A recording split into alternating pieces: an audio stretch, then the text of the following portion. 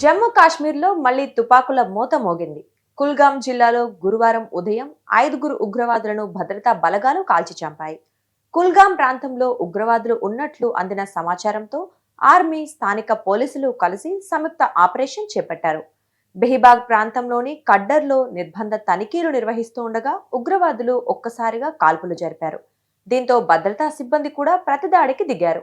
ఈ ఎన్కౌంటర్లో 5గురు ఉగ్రవాదులు మృతి చెందినట్లు అధికారిక వర్గాలు ప్రకటించాయి. ఆ ప్రాంతంలో ఉగ్రవాదులు ఇంకా ఉండొచ్చన్న అనుమానంతో గాలింపు చేపట్టారు.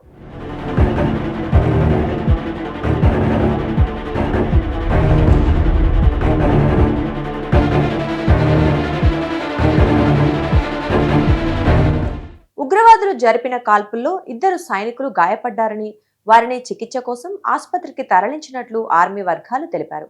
ఇటీవల గత కొద్ది రోజులుగా జమ్మూ కాశ్మీర్లో ఉగ్రవాదులు పెచ్చిమీరిపోతున్నారు. వలస కార్మికులు సహా సామాన్య పౌరులే లక్ష్యంగా దాడులకు తెగబడుతున్నారు. ఇన్నాళ్లు పూంచ్, రాజౌరి తదితర జిల్లాల్లోనే క్రియాశీలకంగా ఉన్న ఉగ్ర ముఠాలు ఇప్పుడు ఇతర జిల్లాల్లోనూ తమ కార్యకలాపాలు విస్తరిస్తున్నాయి. ఈ ముఠాలపై భారత భద్రతా బలగాలు దృష్టి సారించాయి.